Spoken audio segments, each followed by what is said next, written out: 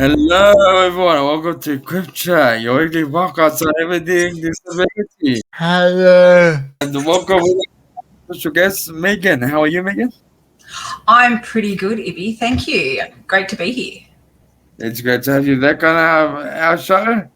Today we'll be talking about airport accessibility and disability accessibility in aviation airport. So before we do get started, Megan, tell us a little bit about yourself and what you do. Yeah, absolutely. So I'm Megan Spindle-Smith. I am the Deputy CEO of People with Disability Australia, which is a peak body. It is the peak body for people with disability throughout Australia. And we also happen to be, driving change around how we ensure that policies and the inclusion of people with disability in society are being done in a way that is disability affirming. And I'm lucky enough to be here with Mitchell Skipsey, and I'm sure that he would love to introduce himself. Thanks, Megan. Thank you. Yeah, my name is Mitchell Skipsey, and I'm a senior solicitor at the Justice and Equity Centre. We're a social justice law and policy centre, and my work in particular is within what's called our strategic litigation team. So that basically involves us using a variety of legal tools to try and achieve systemic outcomes. And particularly the work I do is around disability rights. So that includes work on the NDIS, but also particularly for today's discussion around disability discrimination and accessibility rights. So that includes bringing legal cases. It sometimes includes talking about those cases or pushing for reforms to the law and government practices to make sure that people all have an equal right to do things like fly safely and in a way that sort of respects their rights and dignity. Cool. Thank you for that, Megan, and thank you, Mitchell. And welcome to your good chat. To get things started, what are some of the most significant barriers people with disabilities face when traveling through airports? One of the biggest barriers that we face is that airports themselves are not actually accessible for many people with disability, whether that be from a physical accessibility perspective, so being able to have wide enough spaces for wheelchairs or even being able to bring your wheelchair to the airport sometimes is difficult. The other thing also is that for anyone with any form of non-apparent disability or disability that requires some sensory space, there's no sensory downtime. They are very overwhelming spaces, and being able to travel between each of the different parts is a huge place and way that becomes a barrier. But also it's the attitudes and education of the staff that work at the airports. One of the biggest things that I know I personally face as somebody who has both a physical disability as well as being neurodivergent is that for me, I am definitely always the first person to be stopped or not get help or to be asked to wait or hold, when sometimes that stress of being surrounded by people or having people touch me is so overwhelming that it actually makes flying really, really difficult. The other issue is that they don't really understand that people with disability have an absolute right to be able to travel in a safe and accessible way. And so a lot of the time we're seen as difficult or asked to take additional pathways. So for instance, when I'm a wheelchair user, which I am not a full-time wheelchair user, but when I am, if I have to take that on the plane, I have to go through a full registration process to even get on the plane. And I don't guarantee that at the end, it's not going to be damaged and that it's not going to impair my ability to actually go and do my job at the other end. So that's some of the significant barriers, is the attitudes. The airplanes themselves are not actually accessible, and it's really hard, especially when you have a non-apparent disability, for people to treat you with the respect that you actually need and understanding that you need. Thank you for sharing, Megan. Any thoughts, Mitchell? Look, I think I tend to find that the thing that really strikes me when I talk to my clients or I talk to people with disability in professional and even in social settings, the thing that really strikes me is that everybody has got a story about flying. It's really universal. And so that's not necessarily, I don't mean to sort of rank those things, just to say that in each case, everyone can say, well, regardless of what my disability is or regardless of what stage of the process, things do crop up. And so, you know, for people who might have sensory impairments of one sort or another, they often say, well, there are these lack of available signage or ways to navigate airports. They're big and complicated places. Or information on the planes isn't available in a way I can read and understand. Other people who might have various sort of intellectual or developmental disabilities say, well, these are really overwhelming places and no one sort of set up a space for me to be or a way for me to get the support I need to move through this place without becoming overwhelmed. I think, Megan, you've highlighted the wheelchair accessibility issues, and those are obviously really acute when they crop up. And particularly, you know, some of the stories that I've come across include people being forced to accept kinds of transfers that they are not safe for them or are not dignified. People having to use wheelchairs that the airline or the airport supplies that don't work for them. These things that really go to people's sort of their bodily integrity and their safety in ways that I find quite shocking a lot of the time. I guess another big category that I don't mean to sort of, but one where I think the problems are really stark is for people with assistance animals. There are all kinds of points in the process, you know, checking in through the security screening processes, navigating through an airport, where these kinds of issues also crop up of people being refused access in certain ways, of having to fill in these sort of endless reams of paperwork and providing this kind of documentation for something that's really an essential right. And I think my big takeaway from a lot of that is, as I say, that one, that everyone's got a story, but two, that these systems and structures, when they've been developed, they haven't been developed with people with disability. Because if you were asking people with disability what they need, if you're involving them in these design processes, you wouldn't set it up like this. A lot of these things would just be really either straightforward to fix or they'd be given the priority that they deserve. And it's just clear that that hasn't happened. And I think just to add, when it comes to the assistance animals, a lot of the time you can go through the whole process. You can fill every piece of paperwork out, do everything correct, and it can still be up to the person at the gate to decide whether or not you're allowed on that plane. And that, in the end, in itself, being able to put all of that pressure and power when you've done all of the work, and the work is a lot, it shouldn't, to get to that end point and then have what is a basic requirement refused by somebody who has not inherently been part of the process, in itself is absolutely problematic. And Mitchell talked about people taking on transfers, being able to be physically moved from the aisle seat or their wheelchair to an aisle seat. And one of the issues is that there's a level of physical contact that is inappropriate for many people and can potentially be traumatizing. And so the ability to have consent in these spaces is not always possible. And that is a real concern for a lot of us. I was gonna ask people with wheelchairs that are electric wheelchairs. Are they able to be on there with the electric wheelchairs? You can't take the electric wheelchair onto the physical part of the plane. It can be checked, but you have to go through a lot of paperwork and additional processes. And it is not a guarantee that after you book the flight and pay for your flight, that they will allow your electric wheelchair on because of the batteries.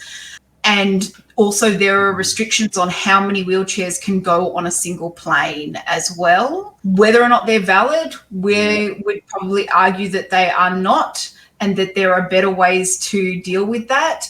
But it really is at the moment up to the airline. And so these new standards could absolutely change that in the best way possible. See, this is David here. I didn't introduce myself earlier, but I'm visually impaired, and I've gone to overseas with on aeroplane, and they've actually put me in a wheelchair and pushed me. It was much easier than waiting. Like I get service like front line service, just straight in. This is Mitchell speaking. I guess I would say it's another striking thing I've heard repeatedly from clients and from other people I've spoken to about this is where they say, this happened to me on an Australian flight or in an Australian airport. And they often have the direct comparison to, and actually last year I went to America or to Europe and I actually had this much better experience. They've got a far better system and set of legal structures, you're certainly not the first person to say, well, actually, here's another experience I've had overseas that was much, much better and really did give a better sort of consideration to disability access needs. Cool. Interesting. Thank you very much for sharing, David, Megan, and Mitchell. Building on that, Mitchell, can you share a recent experience you had? We'll move on. So, how did the airport staff handle your needs? Were they well equipped to assist you? So for me, I am a very regular flyer, and as a person with both physical, psychosocial, and neurodivergent disability, sometimes they are, and it really is airline dependent, but sometimes they are not. And so for me, I had a recent situation. I was having a real struggle being able to use my cane, but at the time I was not bringing my wheelchair with me because I knew it was an added layer that I did not have the mental or physical energy to deal with. And so when it was time to actually go through and book myself in, they offered me a wheelchair, but I'm a larger bodied person and they generally don't have mechanical wheelchairs to be able to move you. And they will generally bring somebody who is not necessarily set up with the strength to push a wheelchair. And the wheelchairs that are available are not great for self-mobility. Like they're not designed for that. And so in that moment, I had to make a decision that I wouldn't use the wheelchair because even though I knew it was going to cause me issues in the long run, because the expectation of having someone push me in a wheelchair that is not mechanical when I am a larger bodied person meant that I couldn't expect that on another person. But then to add into that, once I got to security, once I was there, I needed to hand over my stick, my cane, to be able to be put through the machine. And they were expecting me to be able to walk without it. And when I had to explain to them that I can't even take 2 steps without worrying that I may fall and may have an injury, there was a lot of exasperation and expectation around me. It was the one time I hadn't worn my non-apparent disabilities lanyard that I'm actually wearing today with me because I'd left it in my bag for once. Yep. And so when it was time to go through, I had to really show them why they needed to hand me a separate wooden cane to get through. But once I got through, as happens every time I make it through security, I am up for detection. I am the first person that gets picked every single time to have the detection wand. And I've been talking to many people with disability who use canes, and they are also the first people to have that, as well as those that are wheelchair users. What's curious to me is why are we being pulled aside for this? Because it's an additional stress that we then have to stand around for, wait for. Trying to get our bags, reset ourselves is a lot more work. I did explain to them, I'm in a rush, I'm feeling overwhelmed, I don't have the energy for this. And they're like, no, you have to do it, you don't get a choice. And I get that, but there needs to be some understanding that for sometimes this can be so overwhelming that it meant that I was struggling to speak the next day because of that factor, because I was so overwhelmed from the experience. They weren't trained, they didn't understand, and that is a real concern. That said, once I got onto the plane, they were clearly the one particular host that had me was amazing. They spoke to me with respect. They helped me where I needed to put my devices, and they explained to me processes and procedures that no one had ever said to me on a plane before. So the diversity of that is not viable. We can't have that lack of continuity. So some are well equipped, but not everyone is, and we need consistency. Yeah, exactly. That's So, thank you, Megan. that's what we need. But how do we get that across to them? Well, you get people with disability to run the training. You get us, and you get us to be the ones leading that change. Listen to us, listen to what we know, and bring us to the table, because we can tell you what is needed and how to treat us with the dignity that the UN CRPD states that we have signed on to is the core of what we do. So very similar to the NDIS. Absolutely. They need us to tell them how it should work.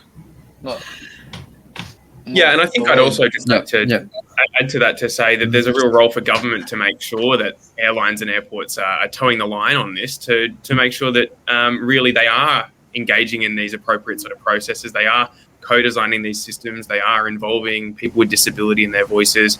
And I think we're probably going to at some point here talk about some of the sort of recent suggestions and initiatives that have been rolled out in that direction. But it really, I guess I would say that airports and airlines have been given a lot of opportunities to do this themselves. They probably haven't taken those opportunities, as we've sort of shown, I think, by the discussion we've been having here today. And that means I think there's a real role for government to step in and say, well, actually, we're going to require you to do your homework, to do this properly and make sure you actually give the appropriate priority to these sort of human rights principles and the dignity and rights of people with disability. What about when they do the safety demonstrations and the person that's sitting there can't see it?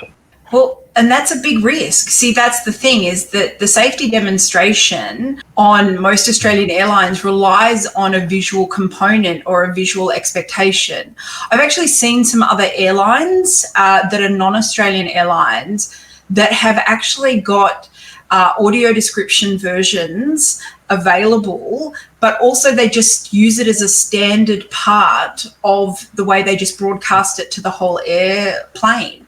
And so those kind of things are very straightforward. Also, even just the little pamphlets they tell you to read, they don't have Braille. And granted, not every person who is blind or visually impaired can read Braille, but there are not other options to engage with that information and material that is not visually expected.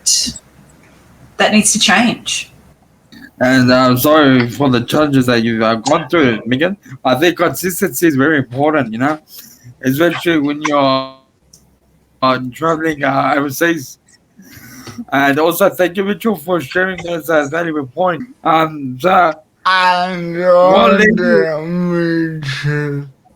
you for that, John. Next question.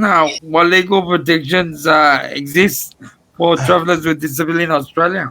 So, look, I think the major lens through which I would be wanting to think about this is through discrimination law, and particularly given airlines tend to operate sort of, a lot of flights are going to go interstate. It's often most helpful to talk about this at a Commonwealth and federal level. The Disability Discrimination Act basically says you can't discriminate against people with disability, and that includes where you're providing services like air travel, as airports and airlines are involved in. And so that imposes duties on airports and airlines, legal duties, not to put conditions on passengers that would be hard for people with disability to comply with and aren't reasonable. It means that they need to make reasonable adjustments, which might include providing various forms of assistance and making sure that people are able to use those services on a sort of a reasonable and equal basis. So that's the kind of the framework really that underpins this, and the way that applies to each stage of the process and each different airport and airline does depend on those individual facts to some extent. But the baseline idea is that there is an obligation to take those kinds of reasonable steps to make sure that these services are accessible. Now, there's also something that's made as part of discrimination law in Australia called the Disability Transport Standards. And so those apply to public transportation. So and that flight is a form of public transportation. And so that says there are certain basic standards that need to be met by forms of public transport to make them accessible to people with disabilities. I guess, though, one major issue with the transport standards as they are right now is that while they do apply to airports and airlines, they haven't really been drafted. It sort of seems when you read through them, you don't see a lot of specific coverage of the really particular features of air travel. So there's an awful lot on there that specify things like train stations and bus stops and, how various seats should be laid out on the bus and that kind of thing. It's very clear that when these were drawn up, people were thinking about what does it look like to take a train or a tram or a bus. But it also, there's not the same level of attention being given to what does it look like to go through an airport or to get on a plane. And they don't really cover that aviation context specifically. And so that's, I think, for a long time, something that's been a real gap in the way that these transport standards help to regulate transport and air travel. And so really that meant that we were very pleased at the Justice and Equity Centre earlier this week to see on Monday, when the government released the aviation white paper, they've said they will be rolling out or co-designing a set of standards that will apply to air travel, aviation specifically, which will form a kind of an add-on, a schedule to those disability transport standards. And hopefully those will do a really good job of covering the things that we've been talking about that apply specifically in the aviation context, and making it clear that there is a minimum set of benchmarks that airports and airlines need to be hitting to make sure that their services are accessible.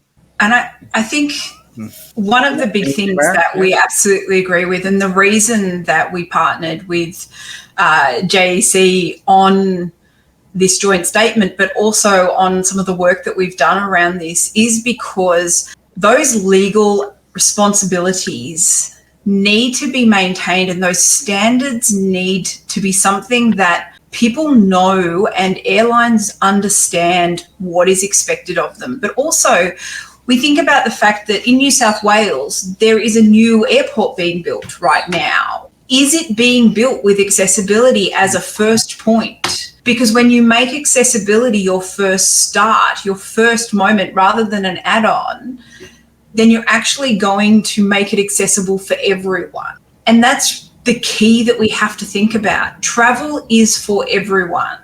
To have the right to travel means that you should have the right to travel in a safe and clear way that doesn't create damage for you or things that are imperative to your life. And I'd also add to that, we've talked about the importance of consistency in travel, that it be uniform across airlines and airports around the country. And something I hear consistently from people with disability who travel is, whenever I'm traveling, I have to do all of this preparation, all of this research to see, will this airport have this thing for me that I need? Will they have the equipment I need to get on and off the plane? Will they have ways for me to get around? Am I going to need to arrange my own additional supports to get through this?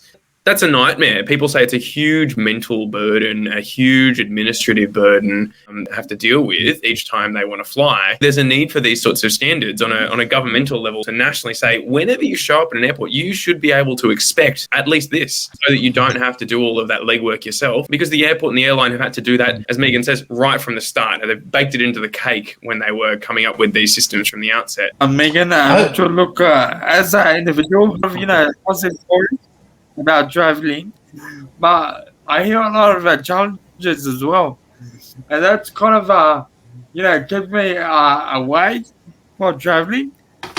So people like me, they hear these stories. We're just like, we lack the confidence to travel, but it's something we'll do, but we just need that confidence. Sorry, David, go ahead. I had a brainstorm idea. I've got a computer background. I was just thinking, maybe we can create a software people can play, like people can learn about travel, which has got already that in there, Gran Turismo and all that. You've got the airplanes and all that.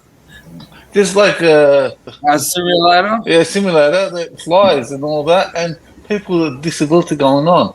I love that, David, especially because we know that there are heaps of those airplane simulators where you can physically go in. There are even places you can go to get into a fake cockpit and learn to fly the plane. Could you not also then have a version where you could do it for two things? One, as a person with disability, navigate the experience, but two, as an employee or somebody who is helping or should be working with you to navigate, learn about the experience through AI or a simulation style program. I mean, I love that, and we've got the technology, we just need to do it.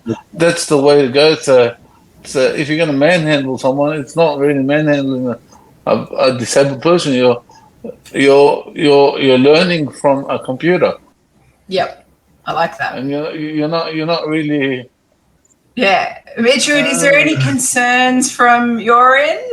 Oh, look, lawyers are inherently conservative about technology a lot of the time. And so AI is something I'm very cautiously dipping toes into myself. I mean, I've heard suggestions, the air travel process in the past where people have said, well, what if we just strap some GoPros to people with disability as they go through that, and you can play that back to an airport or an airline CEO and point out all the things they're doing wrong. This sounds like a way to use technology to get at something pretty similar, but in a way that's even more kind of effective. So I'm all for creative solutions to help improve those processes. Awesome. Now, thank you, David, for that, and thank you, Mitchell and Megan, for sharing. So, we'll go over to you, Megan. So,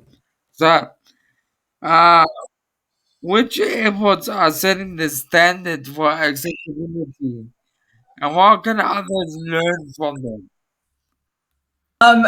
But there are definitely some airports overseas that have set the standards for accessibility. I would say in Australia, the most accessible airport that I have seen and heard from others is actually Melbourne Airport. And the reason that it is the most accessible is because what they have done is try to reduce the barriers for people with disability to be able to access every step of the process. There are definitely still some areas that need to work. So, for instance, when you're checking in, it does rely on a screen, and that assumes visual engagement. But they have got a couple of portals that are allowing some description or verbal interaction. So you don't just rely on visual requirements. Once you then get to security, one of the things that they have is they don't have a requirement to empty out all your bags and your items. Yes, you still have to empty your pockets as usual, but there is a specific assistance line that most airports have, but this one has a fully dedicated, it's not just kind of feeding you faster into the bigger queue. It's its own spot. And those people are fully trained on how to work with people with disability with dignity. And I know for me, I have had fantastic experiences. I don't need to ask for support. I don't get asked any awkward questions about my physical capability. It's just assumed, you've got a stick, I'll offer you a wooden, you need to come through, we'll get your bag so no issue happens. They support you, talk you through the process, double check your consent at every point. And once you're through security, they ensure you get through that safely, and then they will help you get to where you need to go if you ask them to, but also they'll double check with you beforehand. So it's not assumed that I have to take the energy to do that. So for me, even the types of scanners they have, the full body scanners, they have two options of types of scanners. That means that for people who can struggle in small spaces, they allow that space because there's nothing over your head.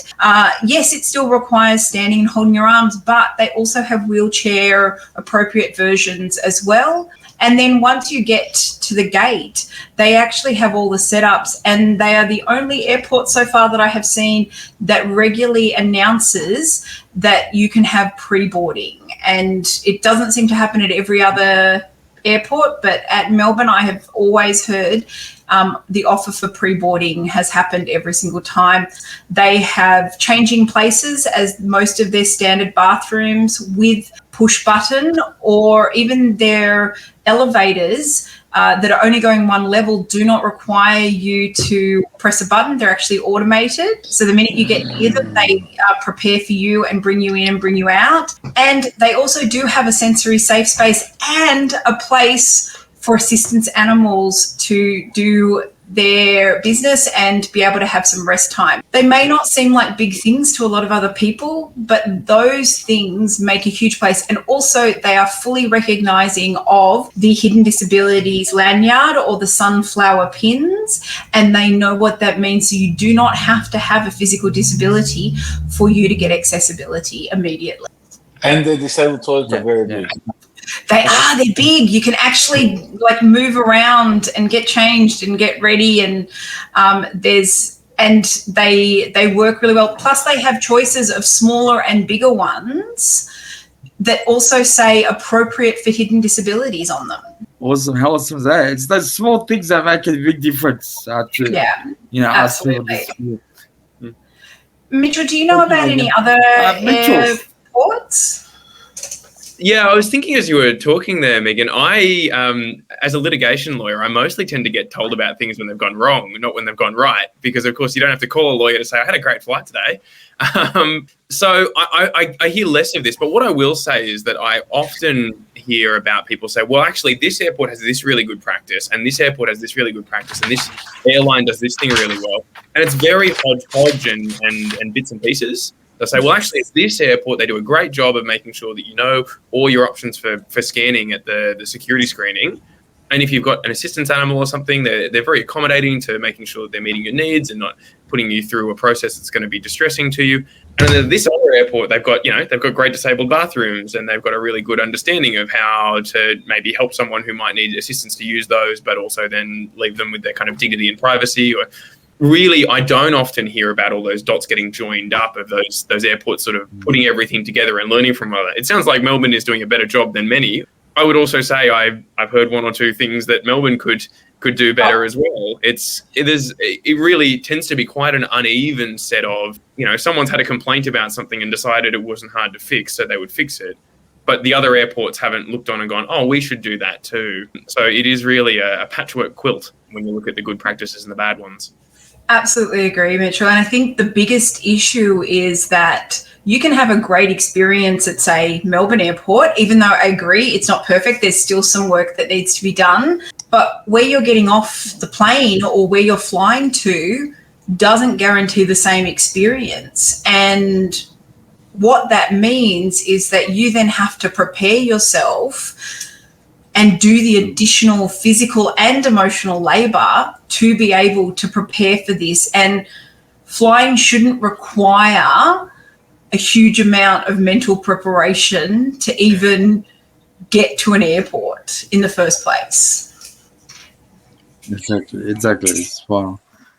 Now, thank you very much for sharing, Megan and Mitchell. Awesome. Some very good points. So what technological design innovations could improve airport experience for people with disability? Thanks.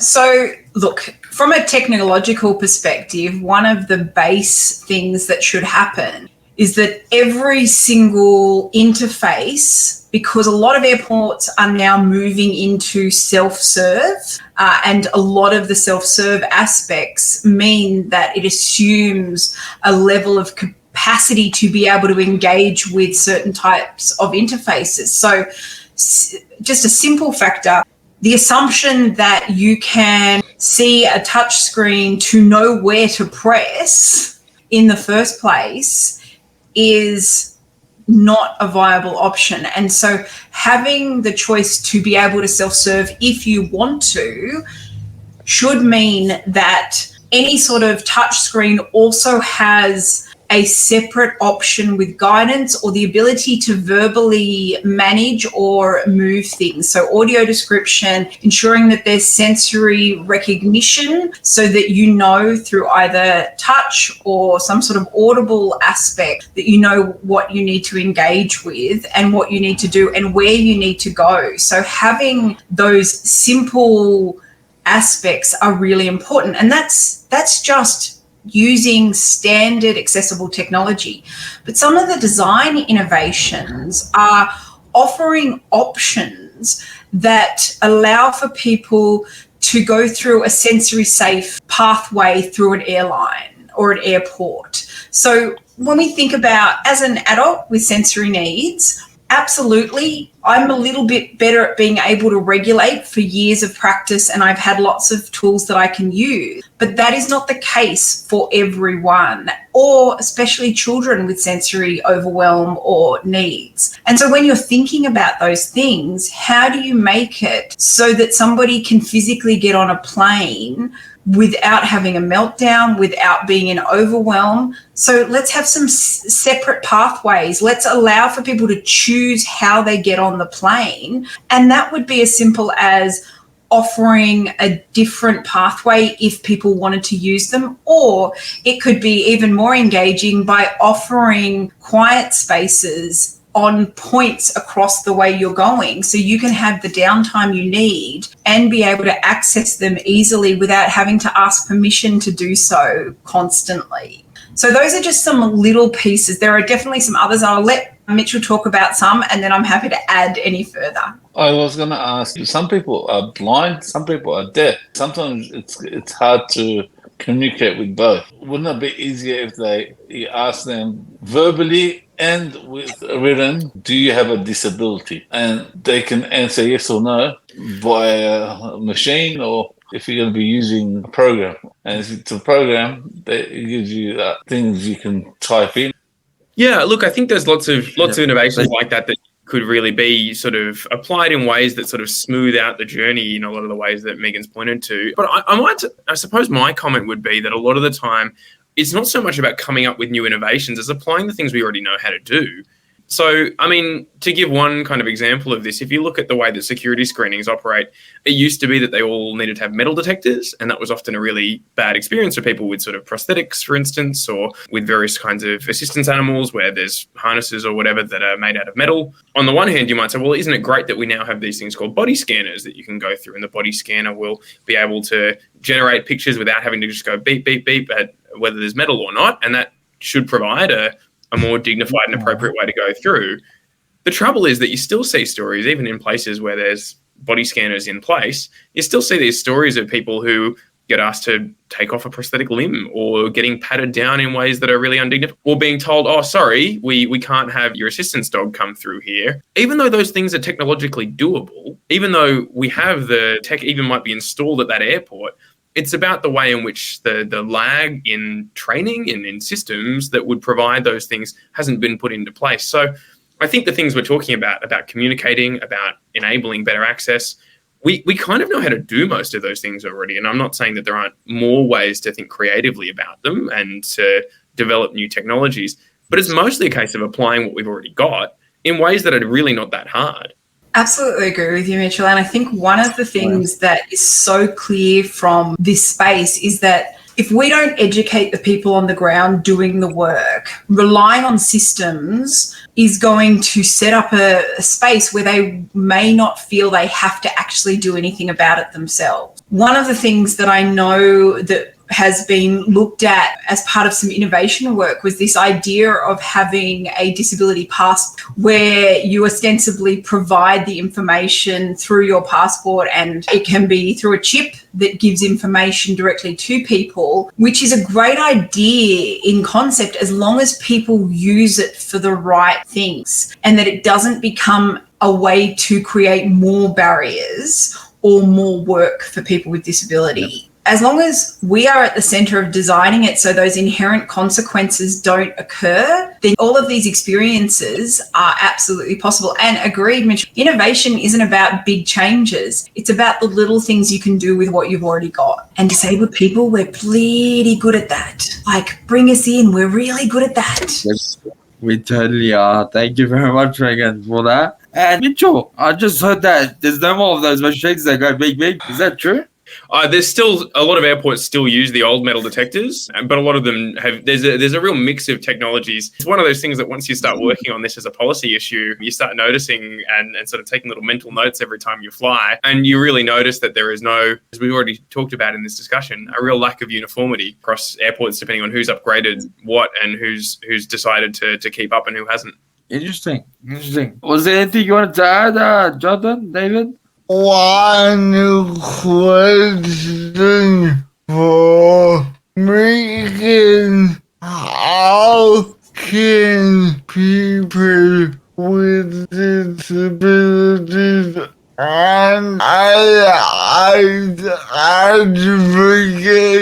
for better accessibility at airport? Absolutely. So there's a few ways we can advocate for better accessibility as people with disability. First of all, talk to those that are in charge of making the decisions. Let them know what you need and share your opinions and your experiences. Talk to the transport ministers.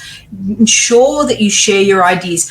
Share your ideas with groups like People with Disability and the Justice and Equity Centre, because we have the capacity and the energy to do that work on your behalf, but we need your experiences and knowledge. And you don't always have the time or energy to do it yourself. So share that stuff with us and we can put that information forward for you as well. The other thing to think about is when you are travelling yourself, sometimes you're going to have to advocate for yourself on the ground, in the moment. And one of the best ways to do that is to know what you are allowed to do. And so I know that the Justice and Equity Centre have got a lot of great information. I know I've used it myself that really helps to understand what my rights as a traveller with disability are. And they're in ways that anyone can understand, because I know for me, I am, Mitchell, I'm not a lawyer. I do not speak like legalese, but what the Justice and Equity Centre puts out and the stuff that we put out as people with disability helps me understand what my rights are.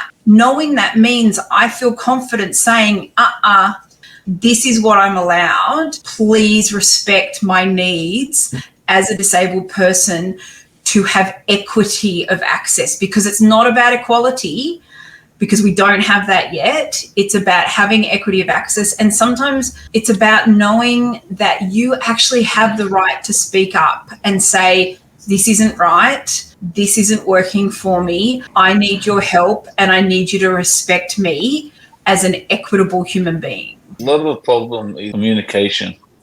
Yeah. Now, if they've communicated to us properly, we can communicate back, tell them this is what we need. If you can guide us that way, then everything will run smoothly. Absolutely. Plus, in airport, sometimes there's a language barrier. Absolutely. Oh, I was just going to really, build on what Megan was saying there too. I think some of the things that we've talked about in the recent white paper and these sort of pretty good policy announcements that we're seeing there, the white paper really, and government in developing it, really drew on stories. They talked pretty heavily about things they'd heard through the Disability Royal Commission about airports. They said, look, this stuff keeps coming up in the newspapers. We keep hearing about these complaints, these experiences that people have. And so I think it has been really important that, and I want to sort of pay tribute to the courage and the persistence of the people that have done this to say this isn't right and to keep speaking out about these sorts of issues. I really do acknowledge the fact that when you're a person who's experienced events like this, that at least frustrating and sometimes traumatic and harmful, it's not always an easy thing to do, to press those rights or to want to talk about it. But I think where people are able to do so, they feel comfortable doing that and they pursue those sort of avenues, either through legal means or through talking to government or to decision makers in companies like, airports and airlines. That is where these changes come from. That is what pushes for action. I think it's really vital to do that sort of thing. I think of my clients when I work on these sorts of cases as partners in pursuing these sort of shared goals. I'd also highlight that one thing government said around the upcoming aviation and disability standards is that they want to co-design those. So that means that they want to be hearing from what are the priorities of people with disability. They're going to need to know that in order to co-design proper standards. And so that means that, organisations that speak on behalf of people with disability and perhaps government directly really need to hear those stories and keep knowing how things are going wrong at the moment and how they could be made better.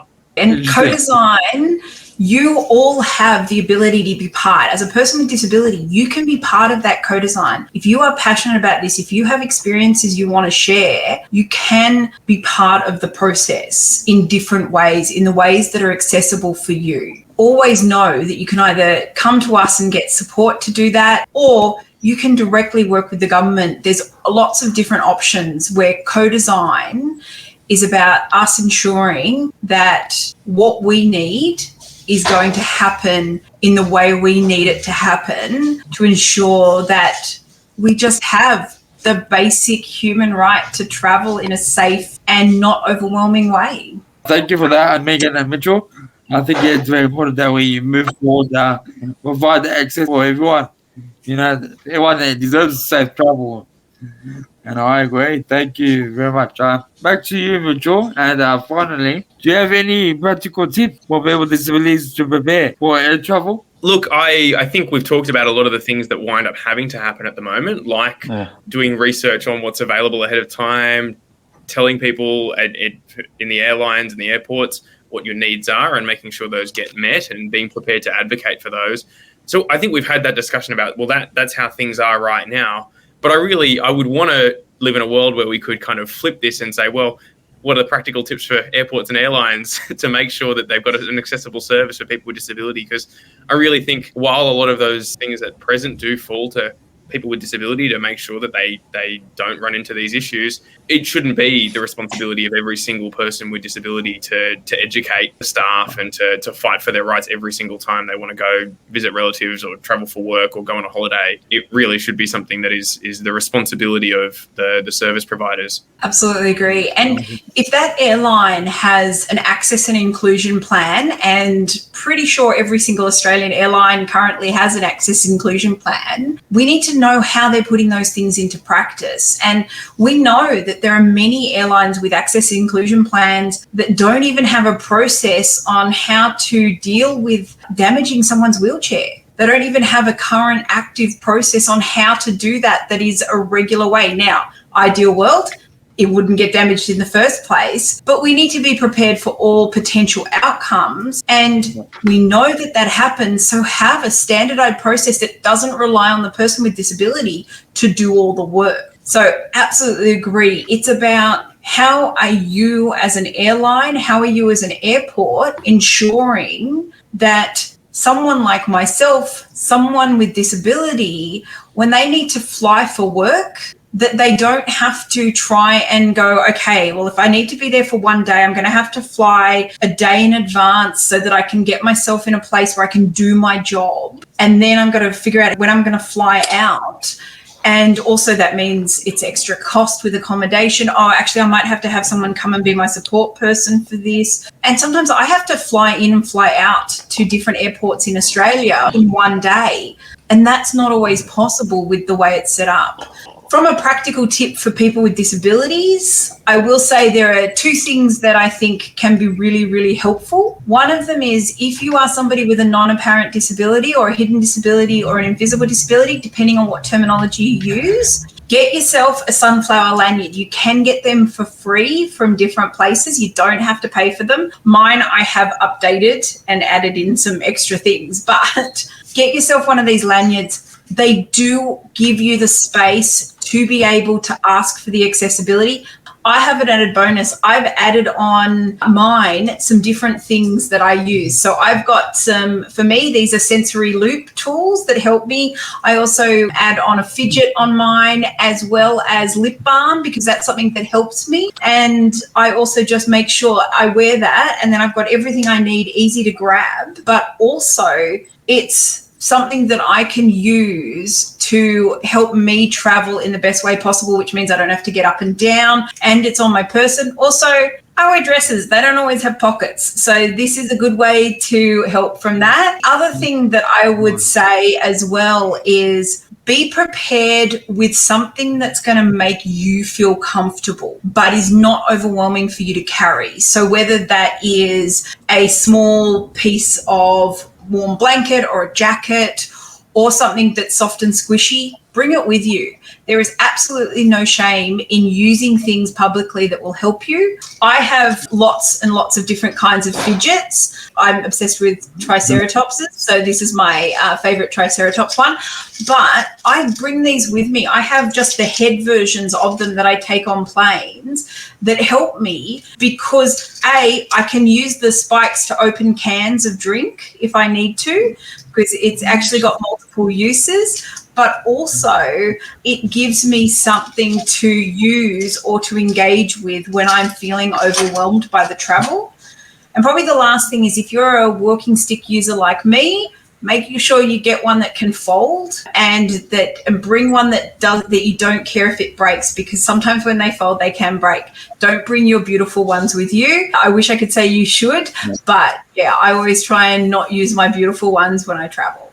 Yeah, because there's that risk. Get yourself a fully accessible venue. That's awesome. Thank you for sharing, Megan.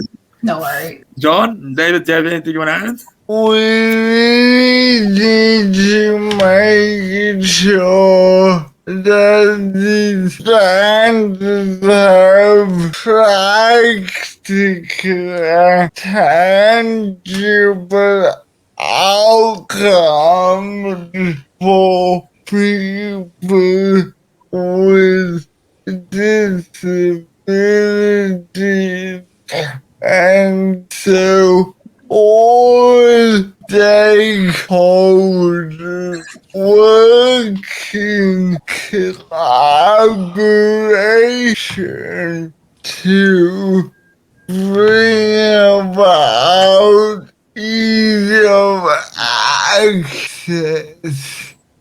Absolutely agree, Jonathan. If these standards are fantastic. This is why we're excited about them. And they are going to make a difference if we put them into practice. So let's make sure they're put into practice with people with disability at the centre of them being put into practice. What's your thought on, say, every person that's got a disability has a paper written down what they need from others and expect from others for them to help them, and where you laminate it and let them read it? Thinking behind some of the suggestions that have been made around sort of passenger profiles, which would be an electronic version of some of the things you're talking about. I think, as Megan said, there's questions you want to have answered about privacy and about the way that those are used, but it is the sort of thing where, as long as it reflects the priorities and the needs of people with disability, there's no reason why airports and airlines couldn't do something like that and make sure that they know these things in advance, that you don't need to keep repeating yourself every time, and they can make the necessary arrangements. So someone with a vision impairment, they have checkpoints. Do this, that, or person with this, do that. I've got a list.